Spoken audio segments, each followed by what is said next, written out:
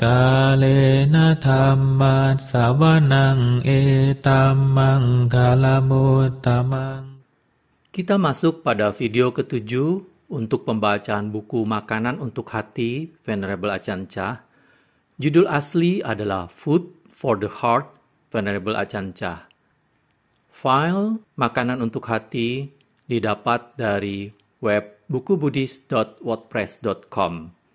Tidak ada penjelasan maupun informasi siapa penterjemah dari bahasa Thai ke bahasa Inggris maupun penterjemah dari bahasa Inggris ke bahasa Indonesianya. Untuk video ketujuh ini, kami akan membacakan bab 8 dari buku Makanan untuk Hati. Baiklah, kita mulai. Bab 8. Kontak indera sumber kebijaksanaan. Kita semua memutuskan untuk menjadi biku dan samanera atau calon biku di dalam Buddha Sasana dengan tujuan untuk menemukan kedamaian. Lalu, apakah kedamaian sejati itu? Kedamaian sejati, kata Sang Buddha, tidaklah terlalu jauh. Ia terletak di sini, di dalam diri kita. Tetapi kita cenderung mengabaikannya. Orang-orang mempunyai gagasan-gagasan tentang menemukan kedamaian, tetapi tetap cenderung mengalami kebingungan dan pergolakan. Mereka tetap cenderung kurang yakin serta belum sepenuhnya berada di dalam praktek mereka. Mereka belum mencapai tujuan. Itu bagaikan kita pergi meninggalkan rumah untuk berkeliling ke berbagai tempat yang berbeda. Apakah kita naik mobil atau berlayar naik kapal? Tidak peduli kemana kita pergi, kita tetap belum sampai di rumah kita. Selama kita belum sampai di rumah, kita tidak merasa puas. Kita tetap mempunyai urusan yang harus diselesaikan. Ini karena perjalanan kita belum selesai. Kita belum sampai di tempat tujuan. Kita pergi kemana-mana untuk mencari kebebasan.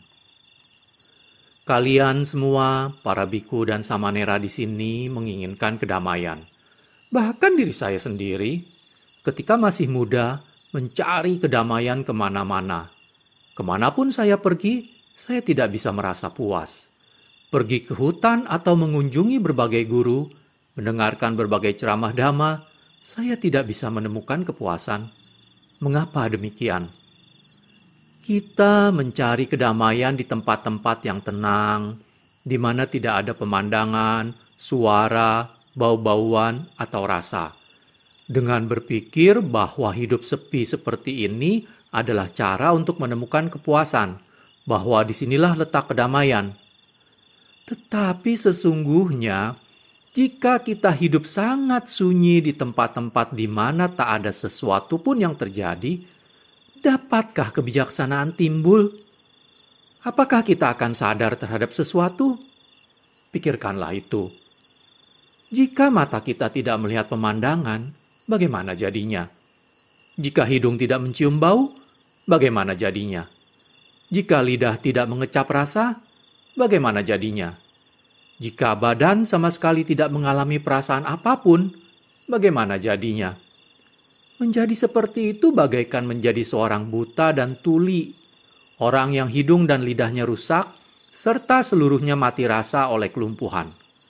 Akankah ada sesuatu di sana?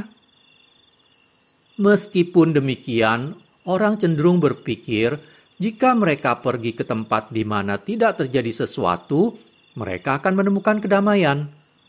Benar, saya sendiri telah berpikir begitu. Saya pernah berpikir dalam cara itu. Ketika saya seorang biku muda yang baru mulai berlatih, saya akan duduk bermeditasi dan suara-suara akan mengganggu saya. Saya akan berpikir sendiri, apa yang bisa saya lakukan untuk menenangkan batin saya? Maka saya ambil sedikit lilin lebah dan menyumbat telinga saya, sehingga saya tidak bisa mendengar apapun. Yang tinggal hanya suara berdengung. Saya pikir itu akan menenangkan, tetapi tidak. Ternyata semua pemikiran dan kebingungan tidak muncul pada telinga. Ia muncul di dalam batin. Itulah tempat untuk mencari kedamaian. Untuk mengatakannya dengan cara lain, tidak peduli dimanapun kalian tinggal, Kalian tak ingin melakukan apapun karena itu mengganggu praktek kalian. Kalian tidak mau menyapu atau melakukan pekerjaan lain. Kalian hanya ingin diam dan menemukan kedamaian dengan cara itu. Guru meminta kalian untuk membantu mengerjakan berbagai tugas atau kewajiban harian lainnya. Tetapi kalian tidak sepenuh hati melakukannya, karena kalian rasa itu hanyalah persoalan luar. Saya sudah berulang kali mengemukakan contoh salah seorang murid saya yang ingin sekali melepaskan dan menemukan kedamaian. Saya mengajar tentang melepaskan dan ia memahaminya bahwa melepaskan segala sesuatu memang merupakan kedamaian.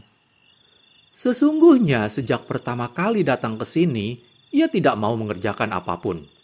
Bahkan ketika angin menerbangkan separuh atap kutinya, ia tidak peduli. Ia berkata bahwa itu hanya keadaan luar, jadi ia tidak peduli untuk membenahinya. Ketika cahaya dan curah hujan masuk dari satu sisi, ia pindah ke sisi lain. Itu bukan urusannya. Urusannya hanya membuat batinnya damai. Hal-hal lainnya merupakan gangguan. Ia tidak mau terlibat. Begitulah cara ia melihatnya. Pada suatu hari, saya berjalan melewatinya dan melihat atap yang roboh. Kuti siapa ini? Seseorang memberitahu saya siapa pemiliknya. Dan saya berpikir, aneh. Jadi saya berbincang-bincang dengannya, menjelaskan berbagai hal seperti kewajiban berkenaan dengan tempat tinggal kita, sena sanawata. Kita harus mempunyai tempat tinggal dan kita harus merawatnya. Melepaskan bukanlah seperti itu. Melepaskan tidaklah berarti melalaikan tanggung jawab kita. Itu adalah tindakan seorang yang bodoh. Hujan masuk di satu sisi dan kamu pindah ke sisi lain. Lalu cahaya masuk dan kamu pindah lagi ke sisi itu. Mengapa begitu? Mengapa kamu tidak peduli untuk pergi ke sana? Saya memberikan penjelasan yang panjang lebar tentang hal ini kepadanya. Kemudian, ketika saya sudah selesai, ia berkata, "Oh, Luang Por, kadang-kadang Anda mengajar saya untuk melekat. Dan kadang-kadang Anda mengajar saya untuk melepaskan. Saya tidak tahu apa yang Anda ingin saya kerjakan. Bahkan ketika atap saya roboh dan saya melepaskan sampai sebatas ini, Anda tetap mengatakan itu tidak betul. Tetapi Anda mengajar saya untuk melepaskan. Saya tidak tahu apa lagi yang akan Anda harapkan dari saya." Kalian lihat, orang adalah seperti ini. Mereka bisa sebodoh ini. Adakah objek-objek penglihatan yang bisa dilihat di dalam mata? Jika tidak ada objek luar yang terlihat, apakah mata kita bisa melihat sesuatu? Adakah suara di dalam telinga kita jika suara dari luar tidak menyentuh? Jika tidak ada bebauan di luar, apakah kita bisa menghirup bau? Akankah ada rasa? Harus ada rasa yang menyentuh lidah sebelum orang bisa merasakannya. Di manakah sebab-sebabnya? Renungkanlah apa yang dikatakan Sang Buddha. Semua dhamma timbul karena sebab. Kata dhamma di sini bisa digunakan dalam berbagai cara. Dalam pembicaraan ini, Yang Arya Acan menunjuk pada dhamma, ajaran-ajaran Sang Buddha. Pada dhamma, benda-benda, dan pada dhamma, pengalaman terhadap kebenaran yang sangat mendalam. Jika kita tidak mempunyai mata, dapatkah kita melihat pemandangan? Mata, telinga, hidung, lidah, jasmani, dan batin. Inilah sebabnya. Dikatakan bahwa semua dhamma timbul karena ada kondisi-kondisinya. Bila dhamma-dhamma itu berakhir, itu karena kondisi penyebabnya telah berakhir. Untuk mengakibatkan suatu kondisi muncul, maka kondisi penyebab harus timbul terlebih dahulu. Jika kita berpikir bahwa kedamaian terletak di mana tidak ada sensasi-sensasi, akankah muncul kebijaksanaan? Akankah ada kondisi sebab dan akibat? Akankah kita mempunyai sesuatu untuk dilatih? Jika kita menyalahkan suara, maka di mana ada suara, kita tak akan merasa tenang. Kita pikir tempat itu tidak baik. Di mana saja ada pemandangan, kita katakan itu tidak tenang. Jika demikian kasusnya, maka untuk mencari ketenangan, kita harus menjadi orang yang semua inderanya telah mati, buta dan tuli. Saya renungkan hal ini. Ini aneh. Penderitaan timbul karena mata, telinga, hidung, lidah, jasmani, dan batin. Jadi haruskah kita buta? Jika kita tidak melihat apapun, mungkin itu akan lebih baik. Tidak akan timbul kotoran-kotoran batin jika orang itu buta atau tuli. Apakah betul begitu? Tetapi berpikir seperti ini adalah sama sekali salah.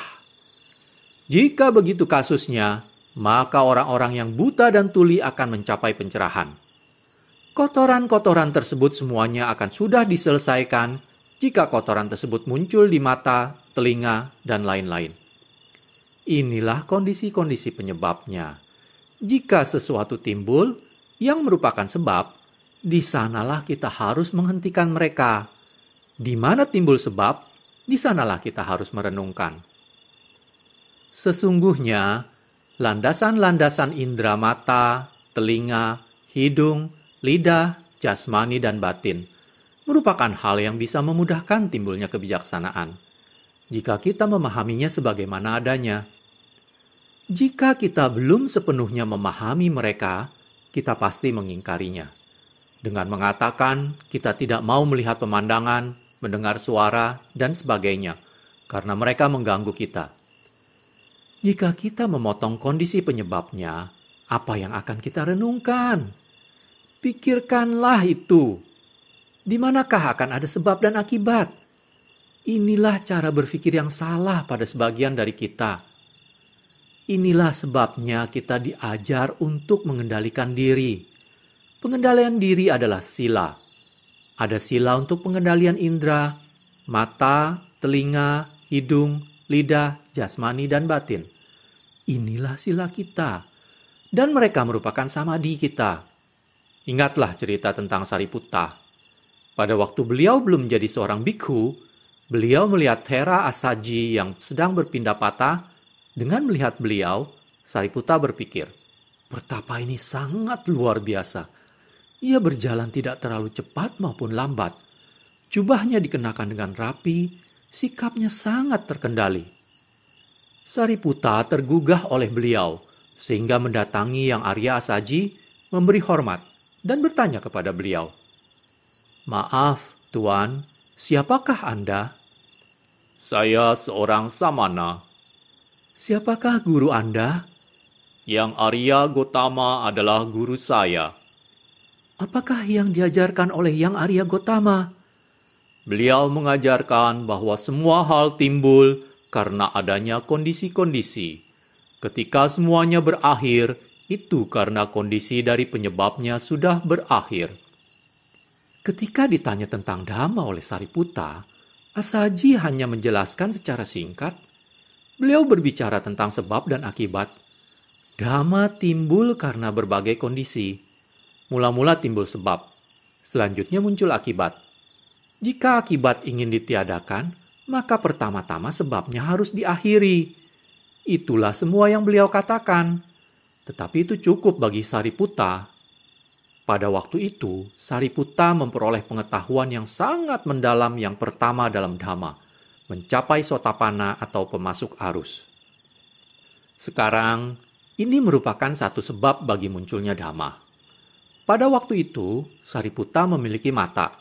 Ia memiliki telinga, ia memiliki hidung, lidah, jasmani, dan batin. Semua dari panca inderanya lengkap. Jika beliau tidak memiliki indera, akan cukupkah sebab-sebab bagi kebijaksanaan timbul di dalam dirinya?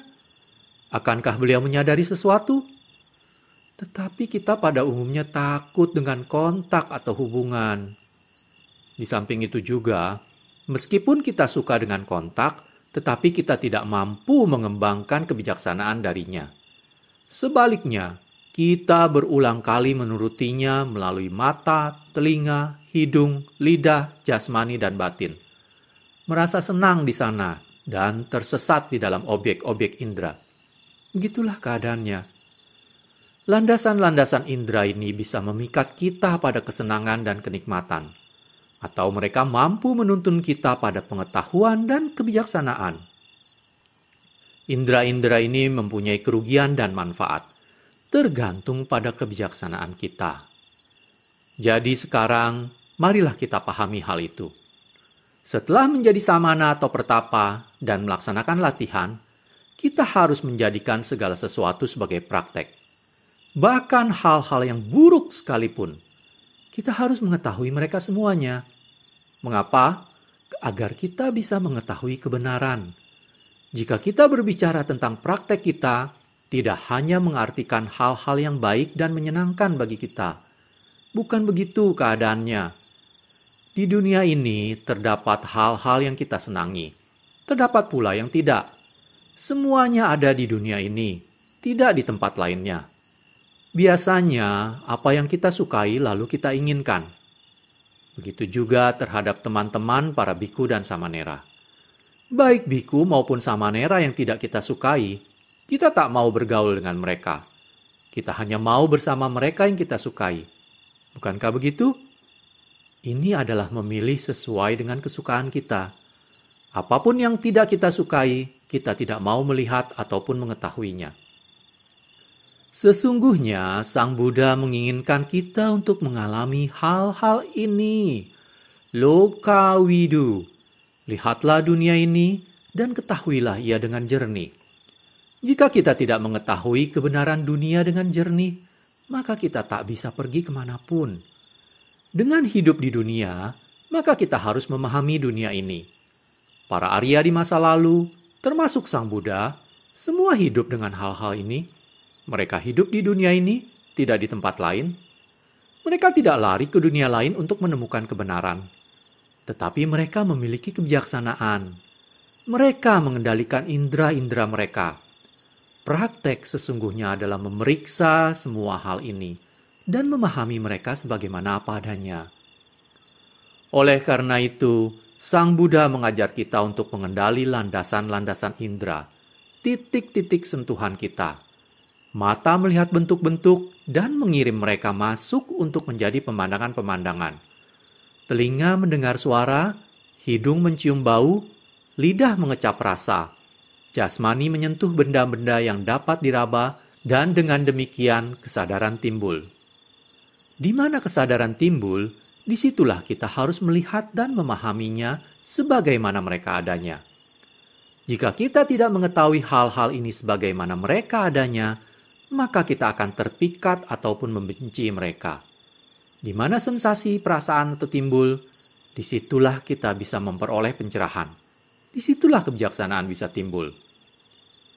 Tetapi kadangkala kita tidak menghendaki hal-hal berjalan seperti itu. Sang Buddha mengajarkan pengendalian. Tetapi pengendalian bukanlah berarti kita tidak melihat apapun, tidak mendengar apapun, tidak mencium, tidak mencicipi, tidak merasakan, atau tidak memikirkan suatu apapun. Bukan begitu artinya. Jika para praktisi atau mereka yang berlatih tersebut tidak mengerti hal ini, maka begitu mereka melihat atau mendengar sesuatu, mereka ketakutan dan melarikan diri. Mereka tidak menghadapinya. Mereka melarikan diri dengan berpikir bahwa melakukan itu akhirnya kejadian-kejadian tadi akan kehilangan kekuatannya terhadap mereka. Bahwa mereka pada akhirnya mampu mengatasi hal itu, tetapi mereka tak akan bisa. Mereka tidak bisa mengatasi apapun dengan cara itu. Jika mereka melarikan diri tanpa mengetahui kebenarannya, kelak hal yang sama akan muncul untuk dihadapinya lagi. Sebagai contoh, para pelaksana yang tidak pernah puas, apakah mereka berada di wihara, hutan, atau gunung, mereka mengembara dalam ziarah duttanga, mencari ini, itu, dan yang lainnya. Serta berpikir bahwa dengan cara itu mereka akan menemukan kepuasan. Mereka pergi, lalu kembali, tidak melihat apapun. Mereka berusaha ke puncak gunung. Inilah tempatnya. Sekarang saya betul. Mereka merasakan kedamaian untuk beberapa hari, dan selanjutnya merasa jenuh. Oh, baik, pergi ke pantai. Di sini indah dan sejuk. Sungguh menyenangkan. Setelah beberapa saat, mereka juga jemu berada di pantai. Jemu pada hutan, jemu pada gunung, jemu pada pantai, jemu pada segala sesuatu. Ini bukanlah jemu dalam pengertian yang benar, yaitu nibida, tidak tertarik pada daya pikat kenikmatan duniawi sebagai pandangan benar. Tapi ia hanya merupakan kebosanan, semacam pandangan salah. Pandangan mereka tidak sesuai dengan keadaan sebenarnya. Ketika mereka kembali ke wihara, sekarang apa yang akan kukerjakan? Saya sudah melihat semuanya dan kembali tanpa hasil apapun. Maka mereka membuang mangkuknya dan lepas jubah. Mengapa mereka lepas jubah? Karena mereka tidak mendapatkan pegangan pada prakteknya. Mereka tidak melihat apapun untuk dikerjakan. Mereka pergi ke selatan dan tidak melihat apapun. Pergi ke utara dan tidak melihat apapun. Pergi ke pantai, ke gunung, ke dalam hutan, dan tetap tidak melihat apapun. Jadi semuanya habis. Mereka mati. Begitulah yang terjadi. Itu karena mereka terus-menerus melarikan diri dari berbagai hal. Kebijaksanaan tidak timbul. Sekarang ambil contoh yang lain. Andaikan ada seorang biku yang memutuskan untuk menghadapi hal-hal, tidak melarikan diri. Ia merawat dirinya sendiri, ia memahami dirinya sendiri, dan juga memahami hal-hal yang ada bersamanya. Ia terus-menerus menangani persoalan. Misalnya, seorang kepala wihara. Jika seseorang menjadi kepala suatu wihara, maka selalu ada persoalan yang harus ditangani. Selalu ada aliran kejadian yang memerlukan perhatian. Mengapa begitu? Karena orang selalu mengajukan pertanyaan. Pertanyaannya tak pernah berakhir, jadi kalian harus selalu bersiap siaga. Kalian terus-menerus harus memecahkan berbagai persoalan. Persoalan kalian sendiri maupun orang lain. Oleh karena itu, kalian harus selalu sadar. Sebelum kalian bisa tidur sebentar, mereka sudah membangunkan kalian lagi dengan persoalan yang lain. Jadi hal ini menyebabkan kalian merenungkan dan memahami berbagai hal. Kalian menjadi terampil menghadapi diri sendiri dan terampil menghadapi orang lain. Terampil dalam berbagai macam hal. Keterampilan ini timbul karena adanya kontak atau hubungan. Dari menghadapi dan menyelesaikan persoalan, dari tidak melarikan diri. Kita secara jasmani tidak lari, tetapi kita melarikan diri di dalam batin, menggunakan kebijaksanaan kita. Kita memahaminya dengan kebijaksanaan, di sini juga. Kita tidak melarikan diri dari persoalan apapun. Inilah sumber kebijaksanaan. Orang harus bekerja, harus berhubungan dengan berbagai hal. Misalnya, hidup di wihara besar seperti ini, kita semua harus membantu merawat semua benda di sini. Melihat hal itu dari satu sisi, kalian bisa mengatakan bahwa semua itu merupakan kotoran. Hidup dengan banyak biku dan samanera, dengan banyak umat awam yang datang dan pergi, banyak kotoran bisa timbul. Iya, saya mengakui hal itu. Tetapi kita harus hidup seperti itu untuk perkembangan kebijaksanaan serta membebaskan diri dari kebodohan. Jalan manakah yang akan kita pilih? Apakah hidup untuk membebaskan diri dari kebodohan? Ataukah untuk menambah kebodohan kita? Kita harus merenungkan. Ketika mata, telinga, hidung, lidah, jasmani, dan batin mengadakan kontak, kita seharusnya tenang dan berhati-hati. Ketika penderitaan timbul, siapakah yang menderita? Mengapa penderitaan itu timbul?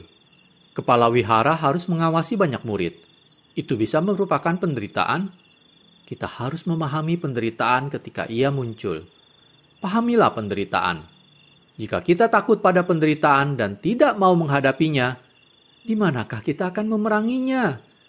Jika penderitaan timbul dan kita tidak mengetahuinya, bagaimana kita bisa menyelesaikannya? Ini teramat penting. Kita harus mengenali penderitaan. Melepaskan diri dari penderitaan berarti mengerti jalan keluar dari penderitaan itu. Ia tidak berarti melarikan diri dari tempat di mana penderitaan itu muncul. Dengan melakukan hal itu berarti kalian membawa serta penderitaan kalian. Jika suatu ketika penderitaan timbul lagi, kalian terpaksa harus melarikan diri lagi. Ini tidaklah mengatasi penderitaan. Ini tidaklah memahami penderitaan. Jika kalian ingin memahami penderitaan, kalian harus menyelidiki keadaan yang sedang dihadapi. Sang ajaran mengatakan bahwa ketika persoalan timbul, ia harus diselesaikan di situ juga. Di mana ada penderitaan, tepat di situ pula kebahagiaan akan timbul. Ia berhenti di tempat ia muncul. Jika penderitaan timbul, kalian harus merenungkannya tepat di sana. Kalian tidak harus melarikan diri. Kalian harus menyelesaikan persoalan tepat di tempatnya. Orang yang melarikan diri dari penderitaan karena takut adalah orang yang paling bodoh di antara semuanya. Ia hanya akan menambah kebodohan saja. Kita harus mengerti, penderitaan tidak lain adalah kesunyataan mulia pertama. Bukankah begitu? Apakah kalian akan memandangnya sebagai sesuatu yang buruk? Dukkha saca, samudaya saca, nirodha saca, magga saca. 4 kesunyataan mulia. Kesunyataan tentang penderitaan, kesunyataan tentang sebabnya, kesunyataan tentang berhentinya, dan kesunyataan tentang sang jalan menuju berhentinya penderitaan. Melarikan diri dari hal-hal ini tidaklah berlatih sesuai dengan dhamma yang sejati. Kapankah kalian akan melihat kesunyataan tentang penderitaan? Jika kita tetap melarikan diri dari penderitaan, kita tak akan pernah mengenalinya. Penderitaan adalah sesuatu yang seharusnya kita kenali. Jika kalian tidak mengamatinya, kapan kalian bisa mengenalinya? Tidak puas di sini, kalian lari ke sana. Tidak puas di sana, kalian melarikan diri lagi. Kalian selalu berlarian.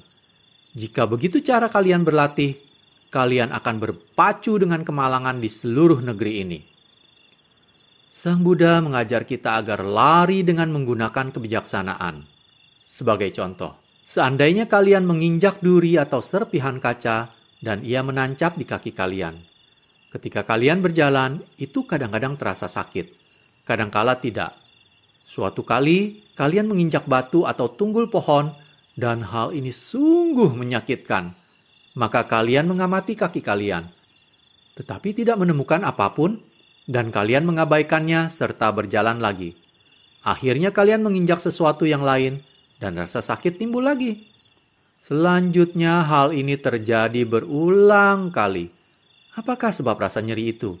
Sebabnya yaitu serpihan kaca atau duri yang menancap di kaki kalian. Rasa nyeri itu selalu mengikuti. Setiap kali rasa sakit muncul, kalian melihat dan mengamati sejenak, tetapi tidak melihat serpihan itu. Kalian biarkan saja. Sesaat kemudian, ia melukai lagi, sehingga kalian kembali mengamati. Ketika penderitaan muncul, kalian harus memperhatikannya. Janganlah mengabaikannya. Kapan saja kepedihan timbul, serpihan itu masih di sana. Setiap kali muncul rasa sakit, di sana timbul pula pikiran bahwa serpihan itu harus diambil. Jika tidak kalian ambil, kelak akan menimbulkan lebih banyak rasa sakit. Rasa sakit itu akan muncul berulang kali, sampai keinginan untuk mencabut duri itu selalu muncul di dalam diri kalian. Akhirnya, sampailah pada satu titik di mana kalian memutuskan untuk mencabut duri tadi, karena ia menyakitkan. Sekarang usaha kita dalam berlatih harus seperti itu. Bila mana ia menyakitkan, bila mana ada gesekan, kita harus menyelidikinya. Hadapi persoalan itu dengan berani. Cabut duri itu dari kaki kalian. Keluarkanlah. Bila mana batin kalian melekat, kalian harus memperhatikannya. Bila mana kalian mengamatinya, maka kalian akan mengerti. Lihat dan rasakanlah sebagaimana adanya. Praktek kita haruslah tetap dan gigih. Mereka menyebutnya wirya rambha, mengusahakan usaha yang terus-menerus. Ketika muncul perasaan tak menyenangkan pada kaki kalian, misalnya, kalian harus mengingatkan diri sendiri untuk mencabut duri itu. Janganlah melepaskan ketetapan hati kalian. Begitu juga ketika penderitaan muncul di batin, kita harus mempunyai ketetapan hati untuk mencabut berbagai kotoran batin, untuk membuang mereka. Ketetapan hati ini harus selalu ada, jangan pernah padam. Akhirnya, berbagai kotoran itu bisa kita tangani dan bisa kita akhiri. Jadi, mengenai kebahagiaan dan penderitaan, apakah yang harus kita lakukan? Jika kita tidak mengalami kejadian-kejadian itu, apakah yang bisa kita pakai sebagai sumber untuk menimbulkan kebijaksanaan? Jika tidak terdapat sebab, bagaimana akibat bisa muncul? Semua dhamma timbul karena sebab. Jika akibat atau hasilnya lenyap, berakhir itu karena sebabnya telah berhenti. Begitulah sebenarnya. Tetapi banyak di antara kita yang tidak memahaminya. Orang hanya ingin lari dari penderitaan. Pengetahuan semacam ini kuranglah memadai. Sebetulnya, kita perlu mengenali dunia di mana kita hidup ini. Kita tidak perlu lari kemanapun. Kalian seharusnya mempunyai sikap bahwa bertahan itu baik. Dan pergi juga baik. Pikirkanlah hal ini dengan cermat. Di manakah letak kebahagiaan dan penderitaan? Apapun yang tidak kita genggam, lekati, atau tetapkan, seolah-olah ia tidak ada di sana. Penderitaan tidak muncul. Penderitaan muncul dari perwujudan atau bhawa.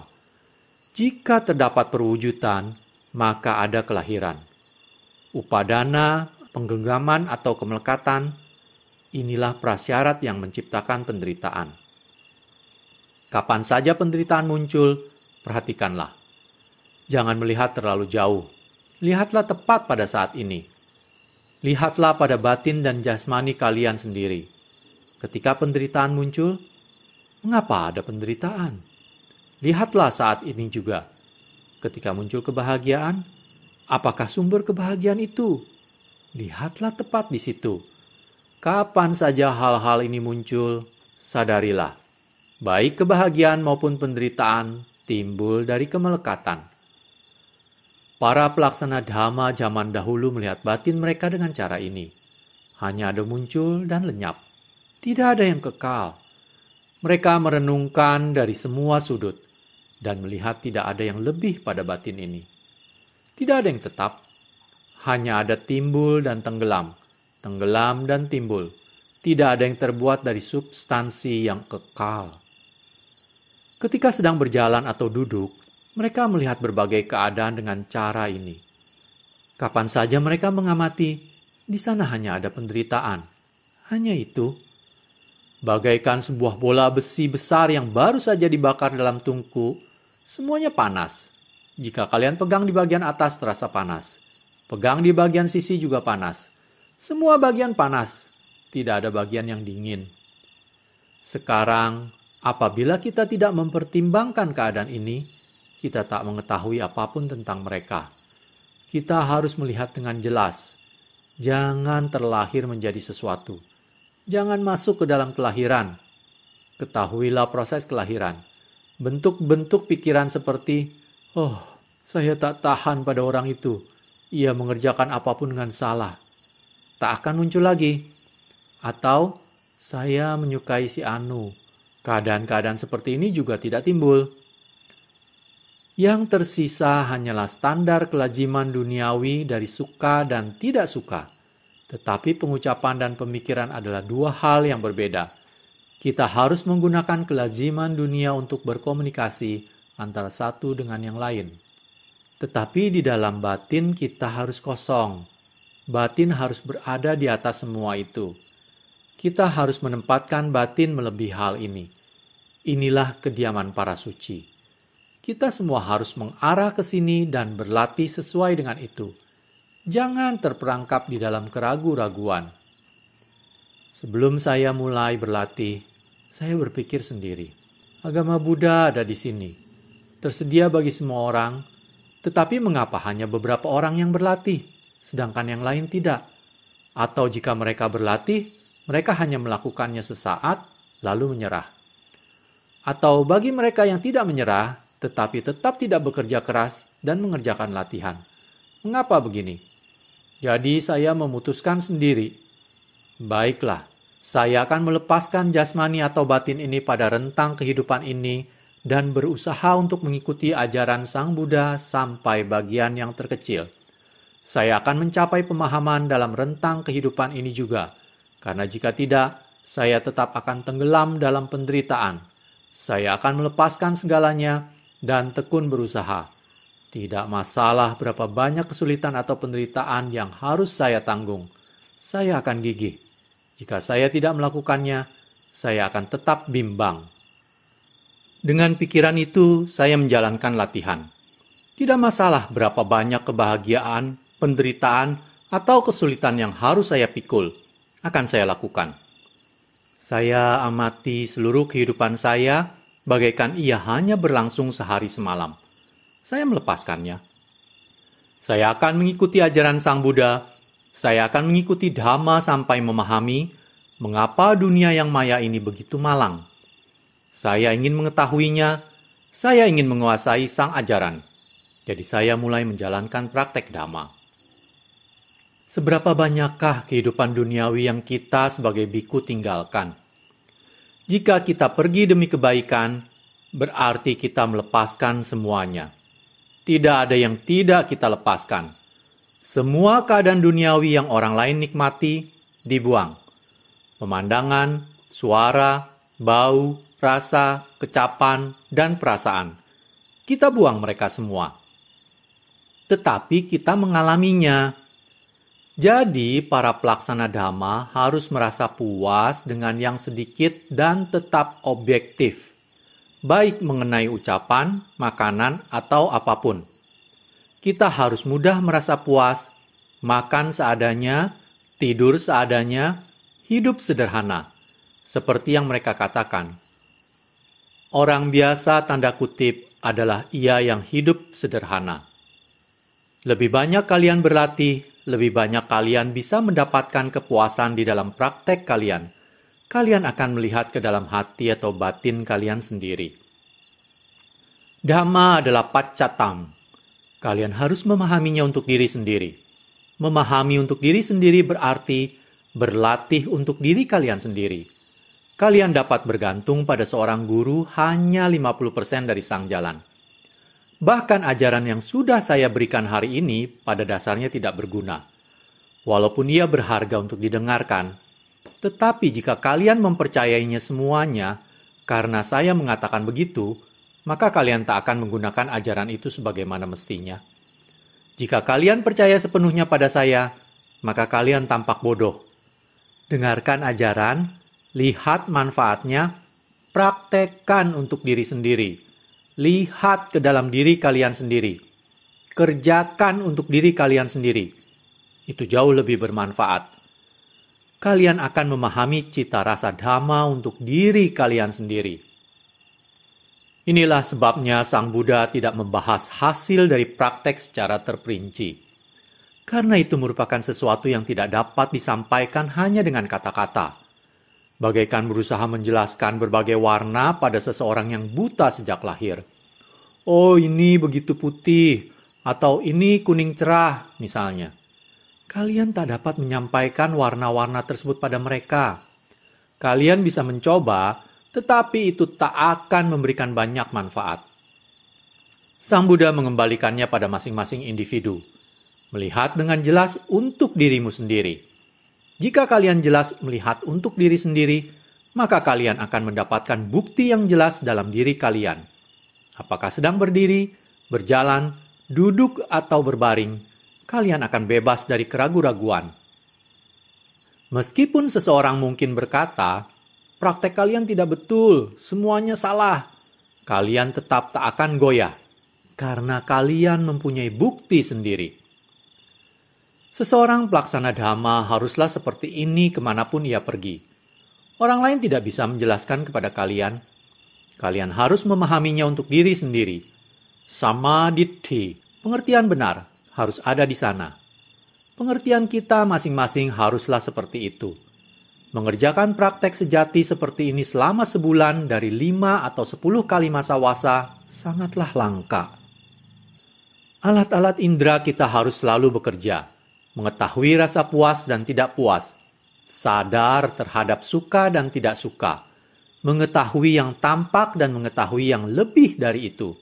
Yang tertampak dan yang melebihinya haruslah disadari secara serentak.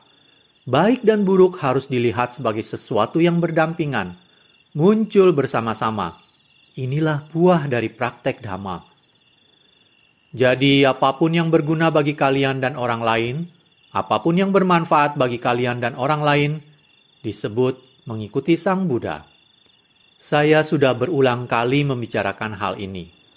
Hal-hal yang seharusnya dikerjakan, tampaknya diabaikan oleh orang-orang. Misalnya, pekerjaan di wihara, norma-norma praktek, dan sebagainya. Saya sudah berulang kali membicarakan hal itu, tetapi orang-orang tampaknya tetap tidak mau memperhatikan.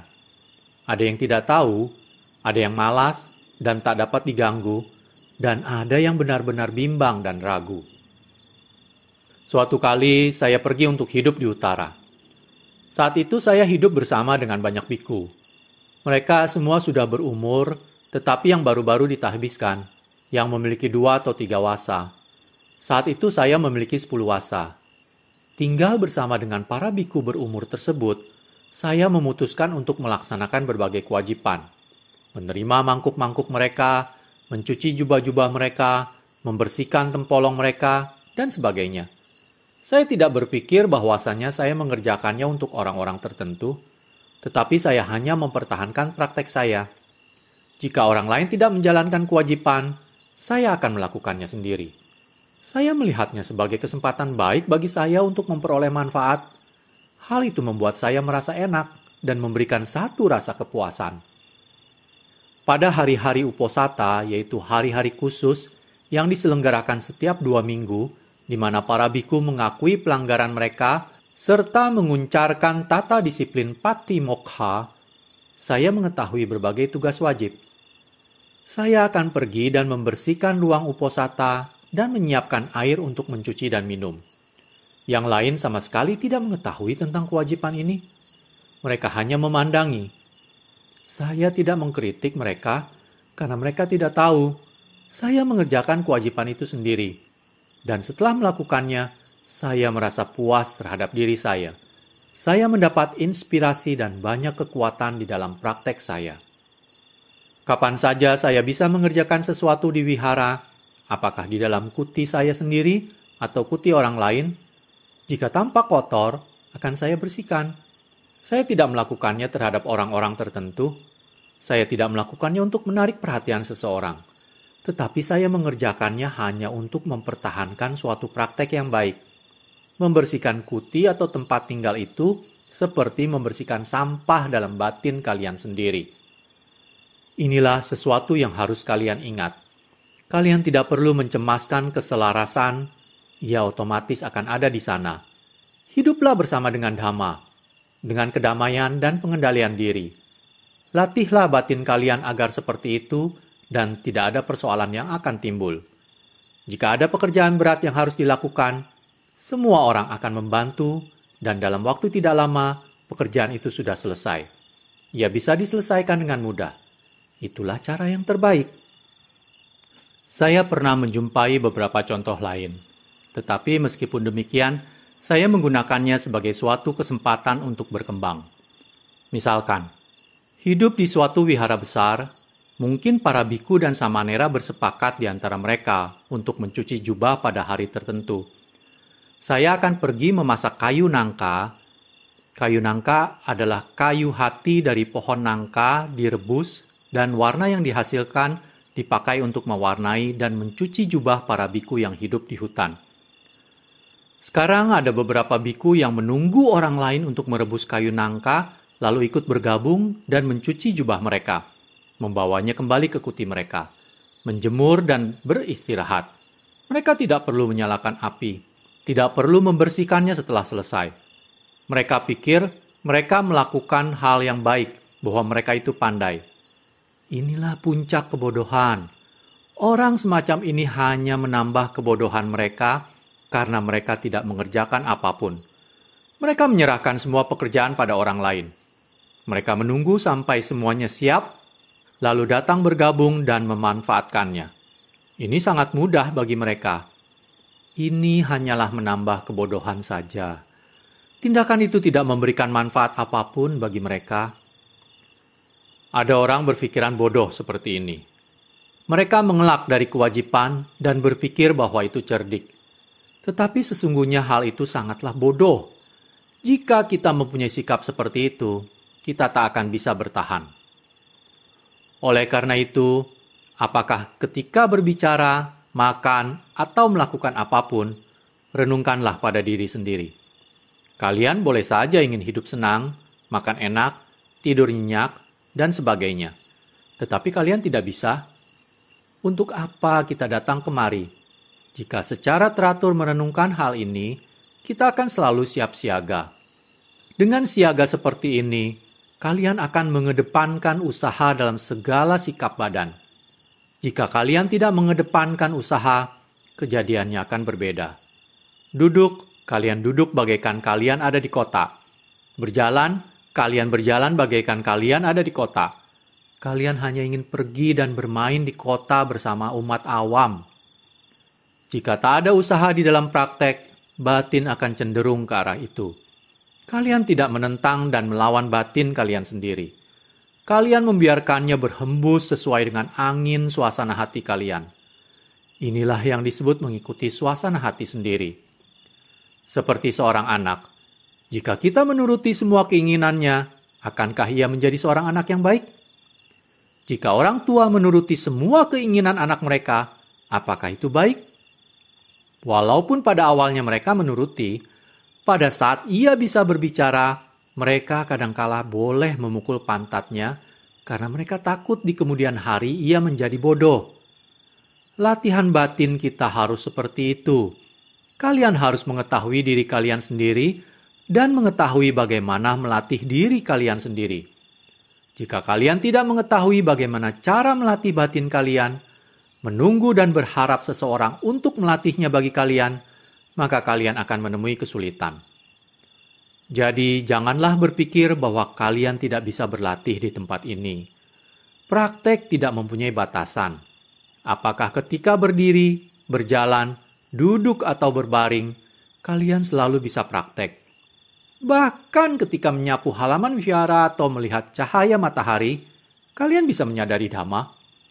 Tetapi sebelumnya kalian harus memiliki sati. Mengapa demikian? Karena kalian bisa menyadari dhamma kapan saja, di mana saja, jika kalian rajin bermeditasi. Janganlah lengah. Waspadalah. Bersiap siagalah.